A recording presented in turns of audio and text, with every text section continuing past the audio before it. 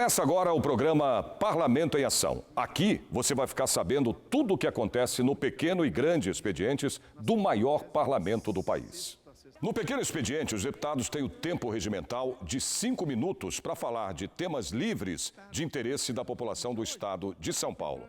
O pequeno expediente acontece de segunda a sexta, das 2h30 da tarde até as 3h30. A partir deste horário, entra o grande expediente, onde os parlamentares têm um tempo maior de 10 minutos. Dentro ainda do grande expediente, os líderes de partidos podem usar o artigo 82 do Regimento Interno, com o tempo de 5 minutos na tribuna. Você acompanha agora os principais destaques dessa atividade parlamentar. A partir deste momento, preside os trabalhos da Casa o deputado Coronel Telhada, do Progressistas. Presente o número regimental de senhoras deputadas e senhores deputados, sob a proteção de Deus, iniciamos nossos trabalhos. Essa presidência dispensa a leitura da ata da sessão anterior e convido o nobre deputado Capitão Conte Lopes para ler a resenha do expediente. Indicação. Indico nos termos do artigo 159 da 14ª Consolidação do Regimento Interno ao excelentíssimo governador do Estado de São Paulo que se digne determinar providências urgentes e necessárias visando promover o aumento do número do efetivo policial militar e a implementação de ações preventivas de controle de criminalidade no município de Mogi das Cruzes, objetivando assim coibir o crescimento do número de roubos e furtos de automóveis na cidade. A indicação é da nobre deputada Alessandra Monteiro. Indicação. Indica ao senhor governador a liberação de recursos para a Santa Casa de Misericórdia e Asilo dos Pobres de Batatais, no município de Batatais. Indicação do nobre deputado Jorge Caruso. Está lida a ordem do dia, senhor presidente. A resenha do expediente. Muito obrigado, senhor deputado. Pequeno expediente. Oradores inscritos. Primeiro deputada é a deputada Janaína Pascoal. Lembrando ao telespectador que, além da TV, você assiste pela Rede Alesp através da internet, no YouTube e no nosso site, que é o al.sp.gov.br. Neste momento, na tribuna, pelo tempo regimental de 5 minutos, no pequeno expediente, a deputada Janaína Pascoal, do PSL. Senhor presidente, cumprimento Vossa Excelência, todos os deputados presentes, os funcionários da casa, as pessoas que nos brindam com suas presenças, os que nos acompanham à distância. Eu gostaria de seguir tratando de um tema de interesse nacional, que é um tema que vai ser determinante, né, para não digo nem para o sucesso, mas para o funcionamento do governo do presidente Jair Bolsonaro. Amanhã, no Congresso Nacional, será apreciado o veto número 52, que foi lançado relativamente ao projeto 51/19, que foi votado em dezembro de 2019. Este projeto não se confunde com o orçamento, nem com a LDO, nem com a LO, nem com o PPA. Ele foi enviado para o Congresso para alterar o orçamento. Então, em virtude da minha fala aqui na sexta-feira, o fim de semana foi muito conturbado, né, para mim especialmente. No sábado e no domingo, tive a oportunidade de conversar com vários deputados federais, todos muito gentis, ao fazerem contato. Houve deputados que se manifestaram em suas redes, gravando vídeos, alguns tentando esclarecer o que aconteceu, outros entendendo que eu cometi uma grande injustiça ou até que teria agido, né, vamos dizer assim, com leviandade. Não é nada disso. Eu entendi muito bem que houve um momento da PEC, das emendas impositivas coletivas, entendo muito bem que tem o momento da votação do orçamento, e houve este momento de votação de um projeto encaminhado pelo presidente, no qual foi apresentado um substitutivo, dando 90 dias para o Poder Executivo pagar as emendas, né, que somadas chegam na casa dos 30 bilhões, sob pena de crime de responsabilidade. Isso foi aprovado pelo Congresso em votação simbólica. Muitos deputados entraram em contato para explicar: doutora, é diferente a regra no Congresso. Na Assembleia vocês têm mais tempo de fala, têm mais oportunidade de fala. no Congresso não, nós somos 500 na Câmara, 80, mais de 80 no Senado, é impossível, né, nós tomarmos a palavra. Então, tudo bem, né, mas os líderes têm direito a falar. Os líderes têm. E a verdade é que este PL 51 foi votado em votação simbólica e ele prejudica muito o exercício do governo do presidente Jair Bolsonaro. E a questão não é ser o presidente Jair Bolsonaro. Fosse quem fosse o presidente, esta regra seria muito prejudicial, porque ela impacta a própria divisão dos poderes. O papel do legislativo é criar normas, fiscalizar a execução dessas normas, participar da elaboração do orçamento, sim, fiscalizar a execução do orçamento, mas não é papel do legislativo executar o orçamento no lugar do poder executivo. O próprio nome diz, existe o poder legislativo e o poder executivo.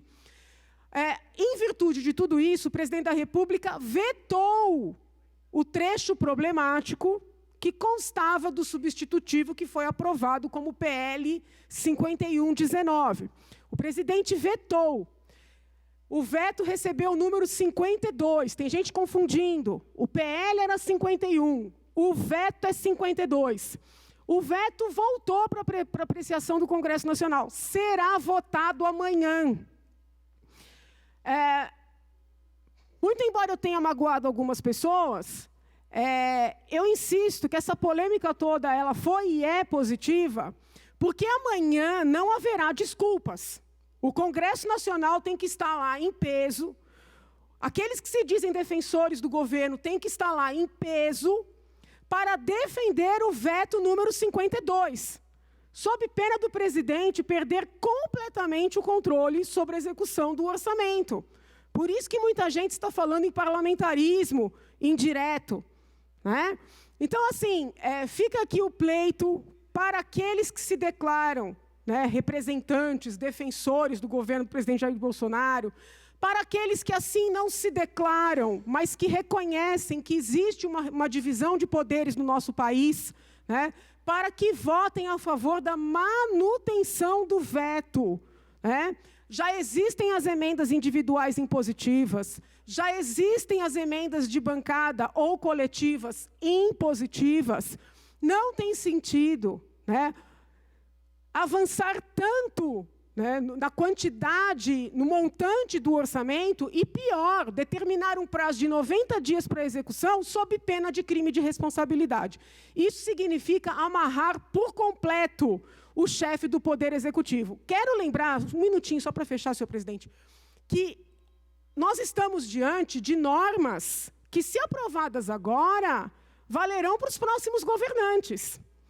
Então, nós não podemos agir como se estivéssemos criando algo apenas para este presidente, né? Os presidentes futuros, de todo e qualquer partido, eles serão impactados também.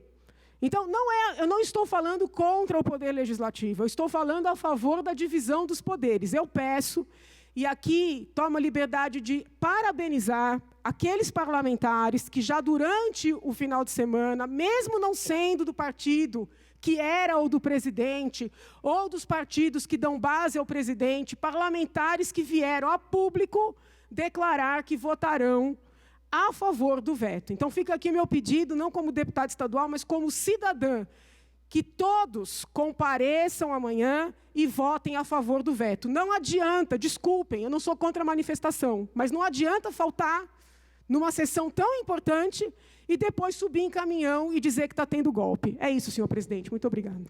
Muito obrigado, senhora deputada. Próximo deputado é o deputado Dr. Jorge Lula do Carmo. Fará uso da palavra?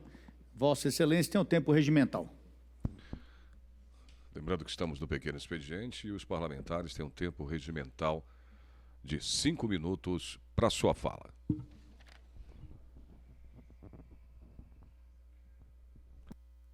Nesse momento assume a presidência dos trabalhos o deputado Cauê Macris, do PSDB. Senhores deputados, público da TV Alesp, público da galeria e da assessoria aqui presente.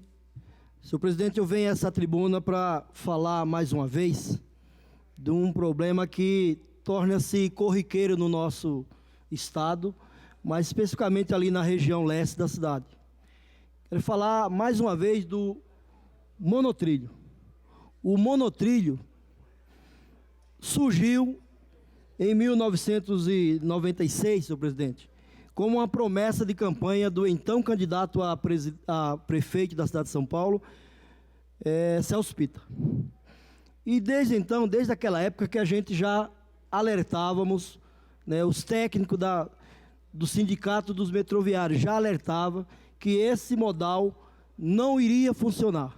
Primeiro que não iria atender a demanda de alta, né, a demanda que era muito alta para aquela região. E segundo que esse modal, ele estava ultrapassado. Mas, infelizmente, os governos do PSDB, que governam esse estado há 30 anos praticamente, só o PSDB, ignoraram os pareceres técnicos do nosso técnico, de todas as pessoas que são especialistas nessa área e implantaram o famigerado enganotrilho. Só em 2019, senhor presidente, foram quase 60 paralisações. Quase 60 paralisações só no ano de 2019. No ano 2020 não tem sido diferente. Toda semana nós temos problemas nesse modal chamado monotrilho, que eu costumo chamar ele de enganotrilho, porque as pessoas realmente foram enganadas. Para continuar a minha fala, eu gostaria de apresentar aqui exatamente pequenos trechos do que tem acontecido durante esse período com esse modal de transporte público. Em frente a uma estação do monotrilho. Não era exatamente assim que o Micael queria ter começado o ano. A gente espera que o metrô funcione adequadamente, né? Levou tanto tempo para ficar pronto.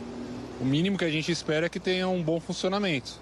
A linha 15 prata foi feita para facilitar a vida de quem quer sair aqui da Zona Leste e ir para o outro extremo da cidade, a Zona Oeste. Agora essa aqui, linha 15 prata, não. Velocidade reduzida é exatamente aqui que está a Luísa Vaz. Vamos lá. Conversou com a gente logo na abertura, né, do Bom Dia São Paulo, falando de mais um dia, né, Luísa, com problemas na linha 15 prata do monotrilho e ônibus do Paese aí atrás. Bom dia, Natália. O pessoal que estava esperando aqui na estação Oratório acabou de embarcar no ônibus da Operação Paese, que foi acionado aqui para a linha 15 prata, uma vez que o monotrilho está operando com velocidade reduzida.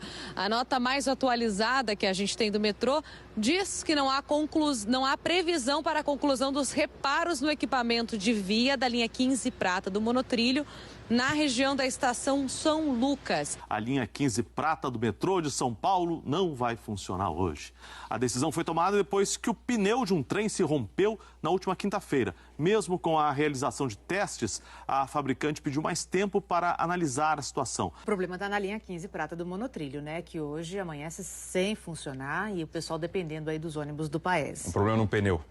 Problema no pneu, pois é, mas não é um problema simples, pelo que a gente pode perceber, né? É um problema aí muito mais grave que parou todos os trens da linha 15 prata do monotrilho e por causa disso o pessoal ficou sem a operação aí da linha 15. Então, pois bem, como percebe-se, é um modal que não vem funcionando e não atende, além de não atender a demanda, ele também não funciona. É quebrado, é parado, é paralisado, é problemas todos os dias, praticamente. Então, a população que acreditou que esse modal iria resolver tem sofrido com esse modal de transporte público que custou bilhões, ainda está custando bilhões aos cofres públicos e até hoje nós não temos previsão. Só para vocês terem ideia, senhor presidente, a empresa que é a fabricante, a Bombardier, fabricante dessa bomba, né, que parece uma bomba aí na mão das pessoas, né? Porque é um modal que tem 15 metros de altura e quando você tem um problema, você não sabe exatamente como sair, como se locomover. A população fica em estado de choque, em estado de desespero por causa desse modal que não funciona na Zona Leste e não funciona no Brasil. Isso estava ultrapassado, mas o governo do PSDB achou por bem trazer. E agora, pior que isso, para concluir, senhor presidente, a expectativa é de que venha uma equipe técnica do Canadá, deputado Índio, para fazer a inspeção. e até então o monotrilho, ou melhor, o enganotrilho vai continuar parado no nosso estado. Então, trago aqui essas informações, quero pedir para o nosso presidente para encaminhar essas informações ao secretário de Transporte, Alexandre Baldi, e ao governador do estado, o Dória. E também quero ver a possibilidade de nós convidarmos o secretário, senhor presidente, para explicar o porquê de tanta paralisação, de tantos problemas nesse modal de transporte público em São Paulo. Muito obrigado. Agradeço, nobre deputado. Sugiro, inclusive, em relação ao convite, para que Vossa Excelência possa fazer na Comissão de Transportes. Tenho certeza que todos os membros da comissão acatarão a sugestão de Vossa Excelência e solicito à Secretaria-Geral Parlamentar que, por favor, envie as demandas solicitadas por Vossa Excelência àqueles que são por direito e àqueles que Vossa Excelência assim o deseja. Senhoras deputadas e senhores deputados, venho a esse plenário fazer a resposta a uma questão de ordem apresentada pelo nobre deputado Campos Machado na 11ª sessão extraordinária realizada no dia 19 de fevereiro de 2020. Em 19 de fevereiro de 2020, no curso da 11ª sessão extraordinária, o nobre deputado Campos Machado submeteu à presidência questão de ordem relativa à tramitação da proposta de emenda número 18 de 2019 à Constituição do Estado, PEC 18 de 19, que modifica o regime próprio da Previdência Social dos servidores públicos titulares de cargos efetivos do Estado e da outras providências. Sua Excelência apontou que tramitam no Egrégio Tribunal de Justiça Paulista 2 mandados de segurança objetivando o trancamento da tramitação da mencionada PEC e que ambos foram concedidos liminares, no sentido que esta Casa de Lei se abstivesse de prosseguir com a tramitação da PEC até a análise do mérito da matéria. Assinalou ainda que o excelentíssimo senhor presidente do Egrégio Supremo Tribunal Federal, ministro Dias Toffoli, determinou a suspensão das referidas liminares. Ressaltou o nobre deputado Campos Machado, porém, que a decisão do Supremo Tribunal Federal não incide diretamente sobre o mérito argumentado das peças judiciais ingressadas, a ser objeto de apreciação do colendo órgão especial do Tribunal de Justiça. Defendeu o ilustre parlamentar, com base em tais considerações, que o plenário dessa Assembleia Legislativa tem o dever de se abster de qualquer votação da proposta da emenda constitucional número 18 de 2019, até que sobrevenha o julgamento de 2 ações mandamentais. E neste sentido, requereu à presidência que não convoque qualquer sessão para deliberação à aludida propositura. Eis a síntese do objeto da questão de ordem que a presidência passa a responder. Cabe destacar, desde logo, que as indagações lançadas na questão de ordem giram em torno dos aspectos já levados ao exame do judiciário e que, no âmbito daquele poder, foram devidamente apreciados pelas instâncias competentes, incluindo a mais alta Corte Brasileira, cujo presidente permitiu que a PEC 18 de 2019 voltasse a tramitar. Por si só, essa circunstância já seria suficiente para, à luz do próprio princípio da separação dos poderes, caracterizar-se como imprópria a pretensão de trazer para a esfera do parlamento a matéria supostamente ensejadora de dúvida ou de insegurança jurídica, assuntos assim não se apresentam, portanto, repita-se, já apreciados pelo Judiciário. Tal pretensão mostra-se ainda mais imprópria quando se verifica, e esta presidência se deterá logo adiante neste ponto, que um dos fundamentos adotados pelo excelentíssimo senhor presidente do Supremo Tribunal Federal para permitir a retomada da PEC número 18 de 2019 reside precisamente na necessidade de proteger o princípio da separação dos poderes, que se repele à possibilidade de ingerência do judiciário em matérias de interpretação, aplicação e alcance das normas do regimento interno desta Casa Legislativa. Em breve rememoração dos fatos, cumpre consignar que, enquanto subsistiram os efeitos das decisões monocráticas proferidas liminarmente pelos excelentíssimos senhores desembargadores, relatores do mandado de segurança, número assim expresso 227590-90.2019.8.26.0000 e do mandado de segurança 22.75735-60.2019.8.26.0000, elas foram fiel e integralmente observadas pela Assembleia Legislativa. Cioso de seus deveres, este presidente as cumpriu e fez cumprir. Ao mesmo tempo, porém, valendo-se das vias processuais cabíveis, a Assembleia Legislativa, por meio da sua douta Procuradoria, buscou obter, junto ao Supremo Tribunal Federal, provimento para que permitisse o prosseguimento da tramitação da PEC 18 de 2019.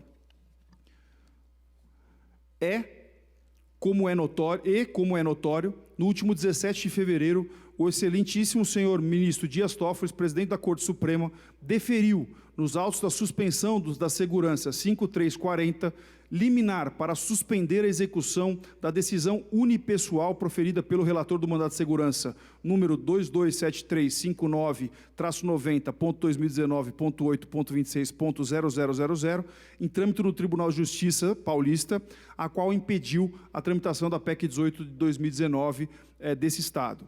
E, na mesma data, deferiu, nos autos da suspensão da segurança 5351, liminar para suspender a execução da decisão unipessoal preferida pelo relator do mandato de segurança, número 2275-735-60.2019.8.26.0000, em trâmite do Tribunal de Justiça do Estado de São Paulo, a qual impediu a regular tramitação da PEC número 18 de 2019 desse Estado. Da decisão prolatada nos autos da suspensão da segurança 5340, destaca-se o seguinte trecho. Constato que a plausibilidade jurídica está devidamente comprovada, tendo em vista manifesta existência de grave lesão à ordem pública, na medida em que a decisão ora impugnada, ao impedir a tramitação de proposta de emenda constitucional, sob o pretexto de transgressão de normas regimentais, invadiu a atribuição típica do Poder Legislativo, embaraçando, a princípio, o regular exercício das funções legislativas. A invocação do princípio da razoabilidade a incidir sobre prazo previsto em regimento interno na Casa Legislativa Estadual implica inegavelmente em indevida intromissão do Poder Judiciário em norma interna de outro poder, devendo ser sempre rememorado que não cabe ao julgador se indicar as razões políticas pelas quais estabelecidas referidos prazos, nem mesmo com fundamento na suposta relevância da matéria em discussão. É importante consignar que os autos interna corporis são exercidos com fundamentação política. Neles, a valoração dos motivos é insuscetível de controle jurisdicional. Invocando o precedente de sua relatoria, o excelentíssimo senhor presidente do STF apontou ainda que a Suprema Corte já decidiu, reiteradas vezes e por ampla maioria, de que não é possível controle jurisdicional em relação à interpretação de normas regimentais das casas legislativas, sendo vedado ao Poder Judiciário, substituindo-se ao próprio Legislativo, dizer qual é o verdadeiro significativo da previsão regimental, por tratar-se de assuntos interna corporis, sob pena de ostensivo desrespeito à separação dos poderes por intromissão política do Judiciário no Legislativo, grifou o presidente do Supremo Tribunal Federal. Está claro, assim, a mais não poder, que o excelentíssimo senhor ministro Dias Toffoli, em suas decisões, reconheceu a manifesta natureza interna corporis da matéria submetida ao egrégio Tribunal de Justiça paulista nos autos do mandado de segurança 2273.599/90.2019.8.26.0000 e 2275.735/2019.8.26.0000. 2. Proclamou a impossibilidade de ingerência judicial em matéria desta natureza, sob pena de ofensa ao princípio das separações do poder. E 3. Por isso mesmo, permitiu que a PEC 18 de 2019 retomasse sua regular tramitação.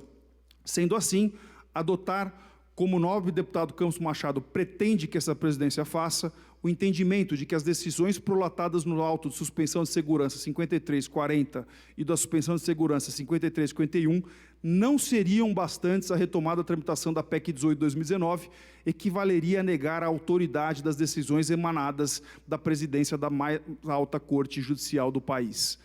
Não é só a doação de entendimento do advogado pelo ilustre autor da questão de ordem, teria ainda outra implicação, igualmente grave do ponto de vista institucional e jurídico. Significaria admitir que, por si só, o fato de ter sido submetido ao Poder Judiciário questionamento acerca de determinado aspecto da tramitação de uma proposição legislativa imporia ao Parlamento e aos seus membros, em relação a ela, a impossibilidade de desenhar as competências e as prerrogativas que lhes são conferidas constitucionalmente, até que o processo judicial se encerrasse. Por óbvio, se, enquanto há determinação judicial nesse sentido, tal impossibilidade é de ser observada. E foi precisamente o que se verificou em caso, enquanto subsistiram efeitos das liminares concedidas pelos excelentíssimos desembargadores relatores de 2 mandados de segurança já mencionados. A partir, porém, do advento das decisões prolatadas pelo excelentíssimo presidente do Supremo Tribunal Federal, também já referidas, deixou de haver óbice jurídico à prática dos atos do processo legislativo pertinente à PEC 18 de 2019. Conclusão. Por todo exposto e considerado, especialmente, primeiro, que a matéria de objeto judicial perante ao Egrégio Tribunal de Justiça do Estado de São Paulo, relativamente à PEC 18 de 2019, reveste-se de naturezas interna corporis do Legislativo, tendo sido expressamente reconhecida pela presidência do STF. E, segundo, que o excelentíssimo senhor presidente do STF, ministro Dias Toffoli, ao permitir a retomada da tramitação da PEC 18 de 2019, acentuou que, em razões o levaram assim a decidir, estava a necessidade de proteger o princípio da separação dos poderes. Esta presidência entende que, com o advento das decisões proferidas pela presidência do STF no último dia 17 de fevereiro, nos autos da suspensão da segurança, número 5340, e da suspensão de segurança, número 5351, não há qualquer óbice jurídico para o prosseguimento da tramitação da PEC 18 de 2019, portanto, este prosseguimento depende única e exclusivamente da atuação dessa Assembleia Legislativa. Ao assim decidir, essa presidência age, como é de seu dever, no sentido de respeitar o princípio da separação dos poderes e de garantir que, cumprido tal princípio, a Assembleia Legislativa Paulista possa desempenhar plenamente as suas competências que a Constituição assim lhe reserva. São essas considerações que caberia à presidência fazer em resposta à questão de ordem suscitada a 19 de fevereiro de 2020 pelo nobre deputado Campos Machado. Responde eu, presidente, peço que se encaminhe cópia ao autor e que se publique a resposta no Diário Oficial de amanhã. Convocação, senhoras deputadas e senhores deputados, nos termos do artigo 100, inciso 1º do Regimento Interno, convoco Vossas Excelências para uma sessão extraordinária, a realizar-se amanhã, dia 3 de março, terça-feira, às 9h15 da manhã, com a finalidade de ser apreciada a seguinte ordem do dia: votação em segundo turno da proposta de emenda à Constituição número 18 de 2019, de autoria do nobre governador, que modifica o regime próprio de previdência social dos servidores públicos titulares de cargos efetivos do Estado de São Paulo e dá outras providências.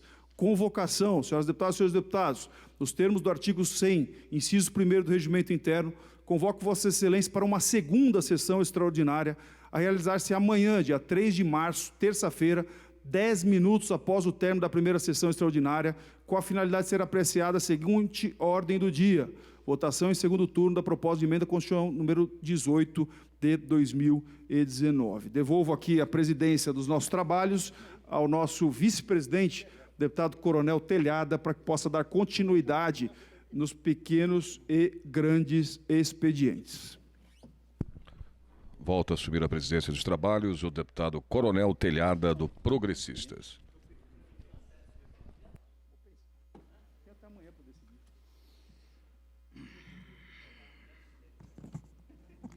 Prosseguindo no pequeno expediente, próximo deputado é o deputado Paulo Lula Fiorilo, deputado delegado Olim, deputado Major Meca, deputado Tenente Nascimento, deputado Enio Lula Tato. Vossa Excelência tem um tempo regimental.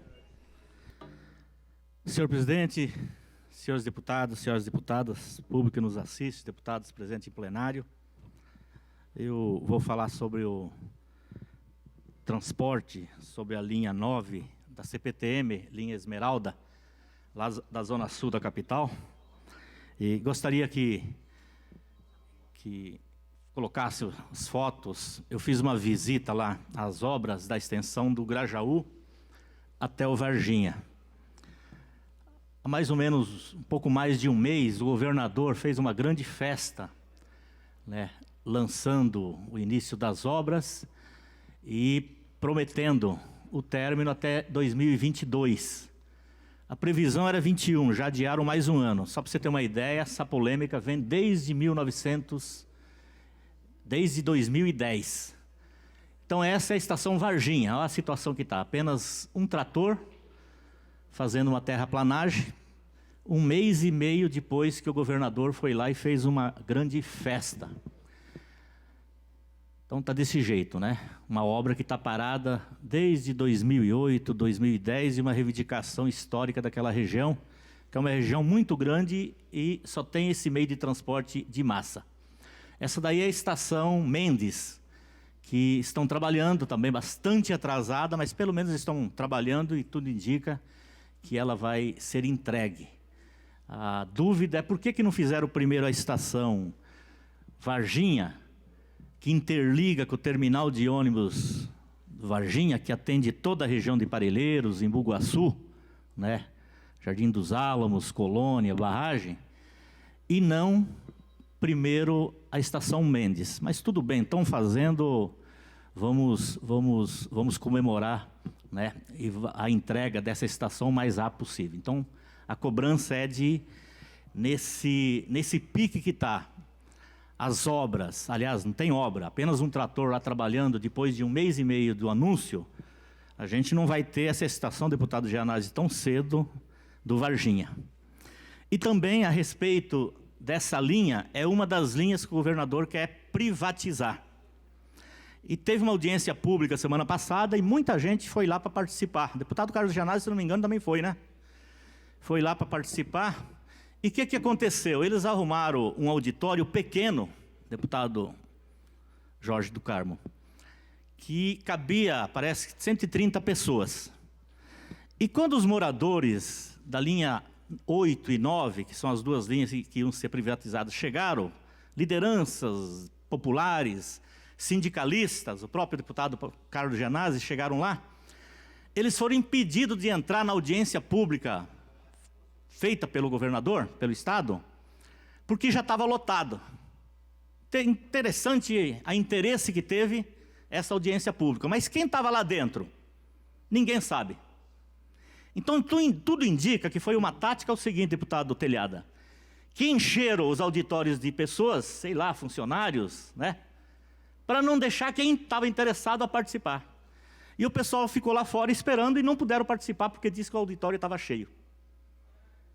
Mas ninguém sabe quem que estava lotando o auditório. Então a reivindicação é que tenhamos mais audiência pública, o deputado Carlos Gianazzi já falou que programou para o dia 16, né?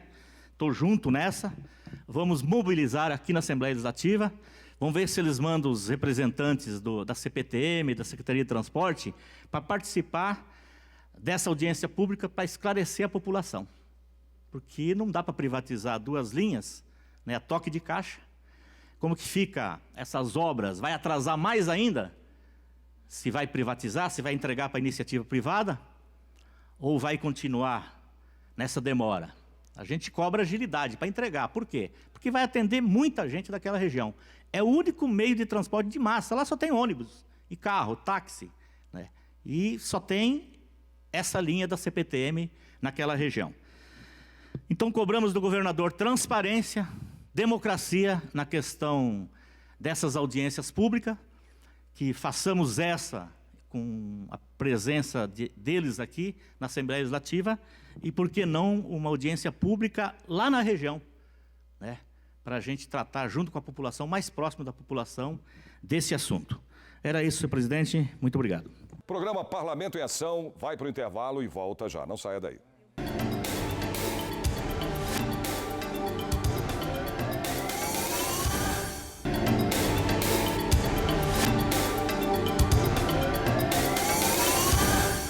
Estamos de volta com o programa Parlamento em Ação. Próximo deputado é o deputado Carlos Gianazzi.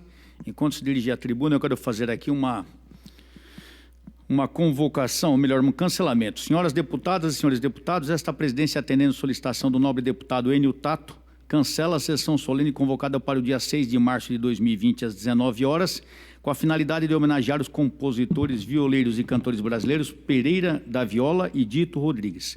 Lido. Deputado Carlos Gianazzi. Senhor presidente, senhores deputados, senhoras deputadas, público aqui presente, telespectador da TV Assembleia, quero tratar rapidamente de dois assuntos, senhor presidente. O primeiro é em relação ao que nós ouvimos agora. O presidente da Assembleia Legislativa, o deputado Cauê Macris, anunciou que chamou duas sessões extraordinárias para amanhã, umas 9h15 da manhã e a outras 10 minutos em seguida. Um absurdo total.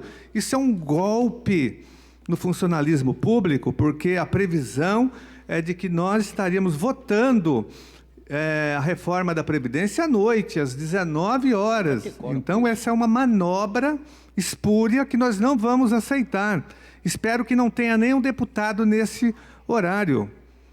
De manhã, às 9h15 da manhã, amanhã haverá uma grande mobilização aqui na Assembleia Legislativa, né? Com ato às 14 horas, mas me parece que o presidente está passando na frente, né? Para desmobilizar os servidores que estarão presentes aqui, deputado Telhado, de todo o Estado. Não foi isso que ele anunciou agora? Eu fiquei perplexo com isso, mas nós temos que denunciar exaustivamente e faço um apelo para que nenhum deputado decore, porque isso é um golpe contra os servidores para passar essa reforma, essa farsa da reforma totalmente nefasta e perversa. Então, hoje nós estamos assistindo um golpe aqui dentro da Assembleia Legislativa contra os servidores, né? Porque o acordado para nós é que a votação seria às 19 horas. Agora, não houve nenhum acordo, nenhuma reunião de líderes para que houvesse mudança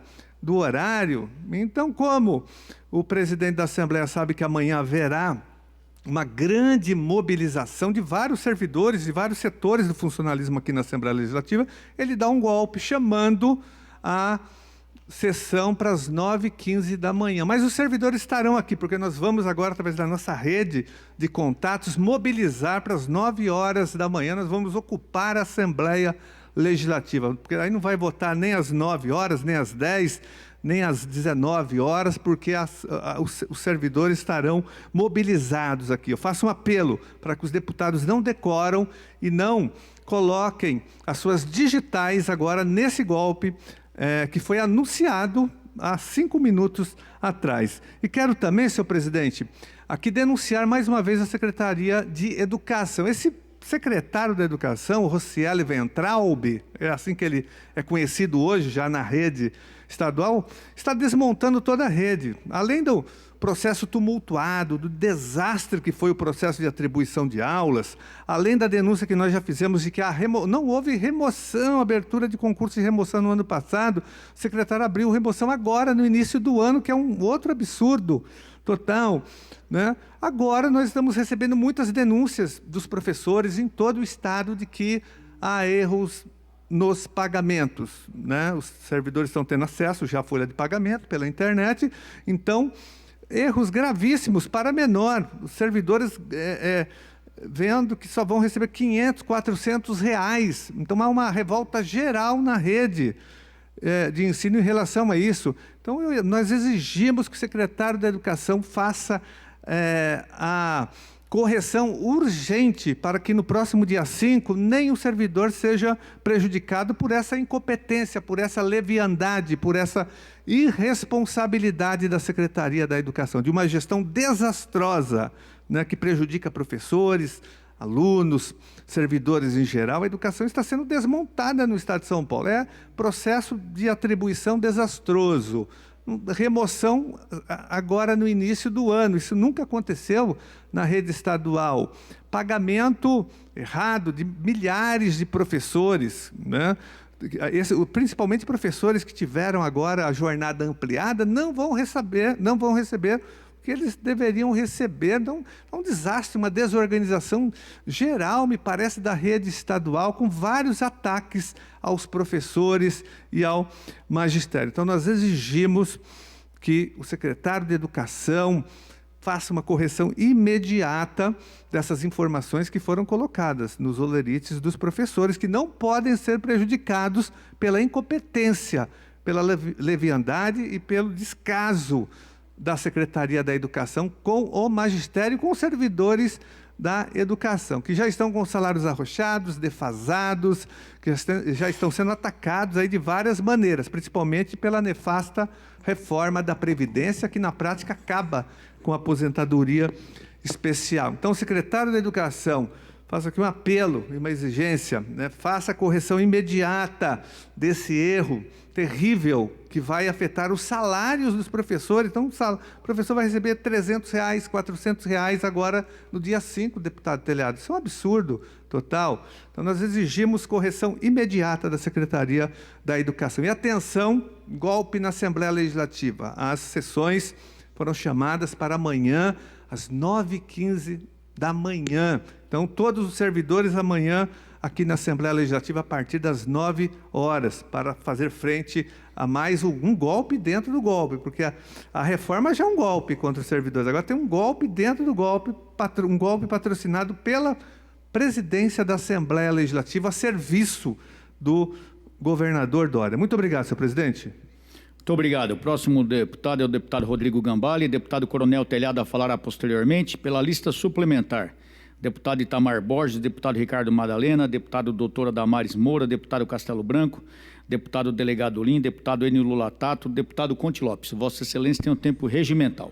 Você continue assistindo esta sessão ordinária ao vivo, através da Rede Alesp, na TV, na internet, no YouTube e também no nosso site, que é o al.sp.gov.br. Nesse momento, com a palavra, ainda no pequeno expediente, o deputado Conte Lopes. Senhor presidente, senhoras deputadas, senhores deputados, público que nos acompanha da tribuna da Assembleia, vi o presidente da Casa chamar a sessão extraordinária para a votação da Previdência amanhã, a partir das 9h15 da manhã. O deputado Paulo Fiorilo falou a respeito das pressões que nós recebemos aqui. Primeiro, nós não temos que receber pressão nenhuma, né? Quando o Dória perdeu a votação da Previdência na Câmara, no município de São Paulo, como prefeito, o meu voto foi decisivo porque eu votei com os funcionários. Ele pode ter ganho depois. Até nem ele ganhou, quem ganhou foi o Covas, a ação do Covas. Eu voto contra, porque eu sou funcionário público há 52 longos anos, quando eu entrei na Polícia Militar como soldado. E não adianta vir falar que mudou, porque a Polícia Militar agora vai federal. É lógico, hoje está o Bolsonaro lá. Então mudaram a lei e está para Brasília. Obviamente, se mudar o presidente da República, a gente está nisso há mais de 32 anos, né? Aqui nessa casa. E se muda de novo e acabou, eu vou vir para cá. Então, eu não voto, como funcionário público, eu não voto contra o funcionário público. Só isso. Eu não voto. É uma questão de consciência. Como falei para o Dória e falei para o Covas lá quando vereador em São Paulo. Né? E aqui também, nos 6 mandatos que tive aqui, 24 anos, nunca votei contra o funcionário público. Só isso. Então não é questão de ser a favor, contra o governo, não é disso. Eu não voto contra. Né? E, óbvio, aumenta aí a Previdência de 11 para 14, vai atingir todo o funcionalismo. Então não resta a menor dúvida. Né? Então, a gente tem o nosso voto. Somos contrários a essa modificação. Primeiro, porque eu não acho certo colocar o funcionário público, o civil ou o militar, como um inimigo público da nação, né? Porque no mesmo dia que eu fui convocado, solicitado aí ao Palácio, que ia ser dado aumento para a polícia, e eu pensava em 20%, sei lá, 25%, e deram 5% lá, eu já estava lá, estava na festa, já me chamaram, o secretário me ligou, eu fui, né? No mesmo dia, o próprio governador dizia de que estava convocando, ou estava contratando, ou estava não sei quantos policiais militares, não sei quantos policiais civis. Meu Deus do céu, o policial militar que entra na polícia hoje, daqui 30 anos ele vai aposentar também, da mesma forma o civil, né? Se ele não morrer, foi o que aconteceu comigo, eu não morri, estou aqui até hoje. Então, é aí que está o problema, né? Então o pessoal quer contratar, faz uma festa que contratou, aumentamos o efetivo e tal. Pô, peraí, não é por aí, depois fala que o funcionário é o culpado. Tem funcionário ganhando uma nota mesmo que não acaba mais, né? Então isso aí devia ser atingido. Não o PM, o delegado de polícia, o professor, o investigador de polícia, o professor. Né? Então que se atinge os maiores aí, né? Então, na verdade, é isso. Então, o governo está aí correndo atrás e a gente vai aguardar. Estamos há muito tempo acompanhando isso, falando isso. Eu queria falar também sobre o que aconteceu no Ceará. Nós estamos nessa casa há mais de 30 anos. Em 1987, no governo Quércia, secretário Fleury, que foi PM, foi policial militar. Houve também uma greve aqui, nós acompanhamos como deputado. E o que aconteceu? Os policiais que participaram daquela greve foram expulsos da Polícia Militar. Então é importante colocar que é proibido greve nas polícias militares. Não estou falando nem a favor, nem contra o que aconteceu lá. É problema de cada um é responsável pelos seus atos. A gente, é óbvio, até pelos cabelos brancos, pela idade, a gente aconselha. Porque aqueles que foram expulsos, centenas deles, de 87, andaram pelo nosso gabinete anos e anos porque não conseguiam arrumar um emprego. Por quê? Porque quando ele apresentava a documentação para algum emprego, algum serviço, estava lá, expulso da PM. E que a pessoa que é expulsa da PM dificilmente vai conseguir um emprego, né? Então, foi um problema para todos eles. Então, é bom ter um pouco de cautela, porque às vezes a pessoa corre atrás de pseudos liderança, vamos matar o governador, vamos trucidar todo mundo, é agora, e depois dá no que dá, né? E as consequências são outras, já? Não resta a menor dúvida. Então, fica aí as nossas colocações por conhecimento que nós já vivemos, né? Então a gente está falando aí de movimento para todo lado, mas vamos devagar, porque, como eu disse, os governos mudam, né? Hoje os governos mudam. Hoje tem um governo, amanhã tem outro, né? Então toma cuidado. E a ação contra os policiais militares corre na justiça militar e demora alguns anos, né? E normalmente nesses anos os governos também mudam. Obrigado, senhor presidente. Muito obrigado, senhor deputado. Solicito que Vossa Excelência assuma a presidência dos trabalhos para que eu possa fazer uso da palavra. Passa a assumir os trabalhos, neste momento, o deputado Couto Lopes, para a fala do deputado Coronel Telhada. Prosseguindo o pequeno expediente, convocamos o nobre deputado Coronel Telhada para o uso da palavra pelo tempo regimental. Muito obrigado, deputado capitão Couto Lopes. Saúdo a todos os presentes aqui, a todos que nos assistem pela TV Alesp. Quero saudar nossa assessoria policial militar, na figura da Cabo Débora e do Cabo Dalo, que estão sempre aqui fazendo a nossa segurança. Começar o dia de hoje, dia 2 de março, saudando o município aniversariante, o município de Olímpia, que na data de hoje comemora mais um aniversário. Um abraço a todos os amigos e amigas da querida cidade de Olímpia, tive várias vezes aí. Pessoal, muito bacana. Grande abraço a todos. Hoje também, dia 2 de março, é o Dia Nacional do Turismo. Um abraço para todos que trabalham nessa missão aí. O turismo tem crescido muito no Brasil. Minha esposa, inclusive, é formada em turismo também. Um abraço a todos que labutam nessa missão de trazer turistas e cuidar dos turistas aqui no Brasil. Uma ocorrência da Polícia Militar que eu quero fazer menção hoje, uma bela ocorrência, aliás, nós temos fotos aí. Foi uma ocorrência que aconteceu na 2ª Companhia do 9º Batalhão, na Zona Norte de São Paulo. Vejam que absurdo, gente. Uma criança de 20 dias jogada num bueiro. Não sei se dá para vocês verem na foto da direita ali, não sei se dá pro Machado fazer um zoom aí, mas a criança está dentro do bueiro, dentro da água ali. Eu não sei como essa criança não morreu. Um absurdo, né? Mas, enfim, os policiais militares foram acionados por um cidadão que disse que ouvia um choro de criança dentro do bueiro. Chegaram no local, o cabo Isidoro, o cabo Rafael, o soldado Vernini e o soldado Alessandro, e realmente constataram que havia uma criança dentro do bueiro. Resgataram a criança, analisaram os sinais vitais e levaram a criança até o pronto-socorro do Hospital Vila Nova Cachoeirinha, e constataram que era uma menina com 20 dias de vida, a idade do meu netinho, do Cássio, que nasceu agora. E a ocorrência foi apresentada no 13DP. Então, mais uma vida salva pela Polícia Militar. Falando em vida salva, nós temos um vídeo de 41 segundos Não sei se está no ponto aí. Consegue colocar, Machado, por favor? Veja se consegue. Tá. Segundo o Corpo de Bombeiros, o motorista do carro teria perdido o controle da direção e aí caiu no córrego que fica na Avenida Brasil. O carro está de ponta cabeça. Guardas municipais que estavam no local do acidente chamaram um resgate e, em seguida, entraram no córrego, desviraram o veículo que estava de ponta cabeça com o teto submerso.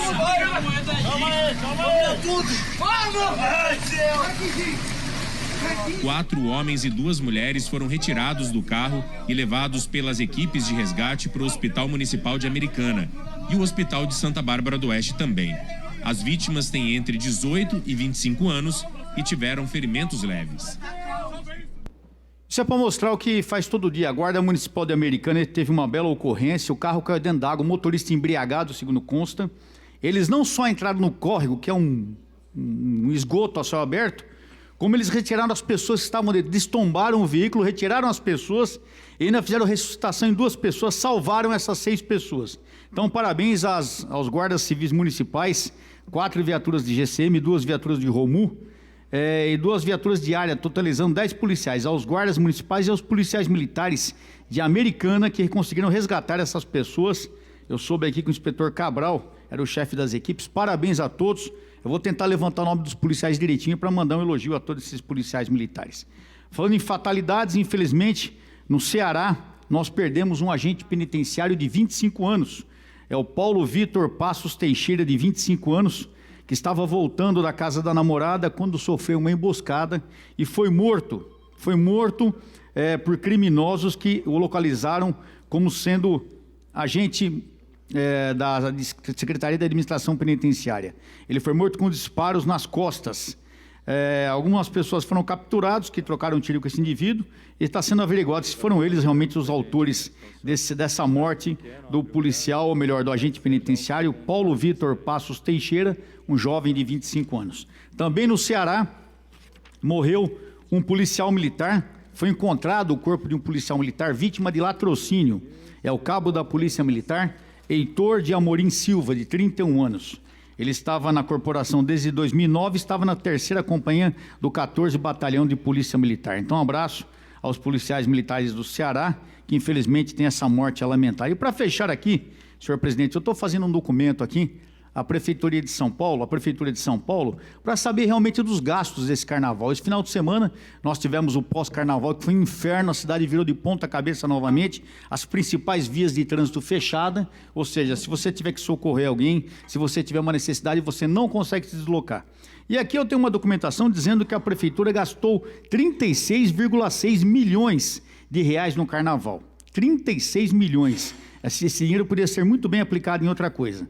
Mas aqui o jornal também diz que foram atraídos muitos turistas para São Paulo e a Prefeitura declarou a jornalistas que o retorno à cidade com o carnaval seria de 2,6 bilhões. Eu queria saber de onde surgiram esses números. Onde surgiram esses números aqui? Falar é fácil, eu quero ver provar. E também a propaganda que as empresas que patrocinaram o carnaval estão fazendo não vão de encontro à lei da cidade limpa? Então eu queria saber, eu faço solicitação a Vossa Excelência, que minhas palavras sejam encaminhadas ao senhor prefeito de São Paulo e ao senhor secretário, municipal de turismo, para que informe a essa casa realmente os verdadeiros gastos da Prefeitura de São Paulo com o carnaval e quanto foi arrecadado, mostrando onde foi arrecadado esse dinheiro. Eu solicito que o senhor secretário municipal de turismo da cidade de São Paulo e o senhor prefeito nos informem, por favor, sobre esse gasto absurdo no carnaval, porque eu não sei qual a intenção disso. Além de ferrar todo o trânsito, um dinheiro que poderia ser empregado na saúde, na educação e na segurança, está sendo empregado no carnaval.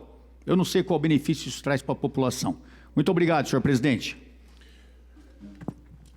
Eu agradeço, Vossa Excelência. Encerrado o pequeno expediente e a solicitação de Vossa Excelência está encaminhada ao prefeito e ao secretário do município de São Paulo de Turismo. E passamos ao grande expediente. Com a palavra o nobre deputado Gil Diniz, com a palavra o nobre do tenente Nascimento, passamos a presidência da sessão ao nobre deputado Coronel Telhada. Nesse momento volta à presidência o deputado Coronel Telhada. Entramos no grande expediente E a partir deste momento teremos aí 10 minutos para a fala dos parlamentares. Na tribuna, o deputado Tenente Nascimento, com a palavra. Uma boa tarde a todos. Presidente, sempre presente aqui, nosso nobre deputado Coronel Telhada, Coronel Conte Lopes, que está sempre presente aqui no grande, no pequeno expediente, apresentando aí a defesa dos nossos irmãos, Polícia Militar, Polícia Civil, e tivemos agora o encerramento, né, praticamente do Carnaval, a Cabo Débora e também nossos assessores, nossa assessoria, que aqui se faz presente, sem o que não seria possível que nós pudéssemos aqui desempenhar uma função importante, que é falar a vocês que estão nos ouvindo as pautas importantes, o que está acontecendo no nosso Estado e também no nosso Brasil. Minha fala aqui hoje, eu quero aqui, Coronel Telhada, o senhor já falou sobre isso aqui, e eu venho reiterar, senhor presidente, o repúdio público contra a ordem dada por aquele deputado federal, tal de cantor, Igor Canário, um deputado federal, quando ele ofende os policiais militares que ali estavam trabalhando naquela época de carnaval, porque o policial militar, nessas épocas, nós entrávamos naqueles horários, não é, Coronel Telhada? 24, porque daqui a pouco. Nós nem íamos para casa, nós ficávamos praticamente aquartelados. E assim foi feito com os nossos policiais irmãos lá da Bahia, eles trabalham diuturnamente. E lá, as suas horas de folga, eles não têm o direito de ter suas horas de folga nessa época. E ali, para dar àqueles que ali estavam fazendo o seu lazer, uma condição segura. E nós vimos aqui em São Paulo, né, Coronel Telhada, né, presidente, que foi a Operação Carnaval foi de sucesso total. Grandes apreensões, teve apreensões de mais de 150 celulares, onde as pessoas iam ali para fazer outro tipo de atividade. Então, eu quero parabenizar o capitão Derrite, deputado federal, que entrou com uma representação lá junto à Câmara Federal e que ele venha responder no Conselho de Ética e que venha retirar aquelas palavras ofensivas aos nossos irmãos policiais militares lá da Bahia e também, se ele ofendeu os nossos irmãos policiais militares e também a família daqueles que ali estavam prestando um bom serviço. E quero que a comissão analise e que ele retire e venha se desculpar, porque a família policial militar está realmente contrariada com essa provocação feita por um deputado federal eleito para defender o povo, estava ali falando mal e também despropósito à nossa polícia militar. Senhor presidente, também eu quero aqui falar que eu protocolei nesta casa. O vídeo está no ponto aí? Pode passar o vídeo? Está no ponto aí o vídeo? Então vamos ver o vídeo antes de entrarmos no outro assunto. A imprensa inteira filma isso aí. Isso é abuso de poder, abuso de autoridade. Eu quero uma vaia para a Polícia Militar da Bahia. Agressores, venham me bater aqui em cima, seu puta mole.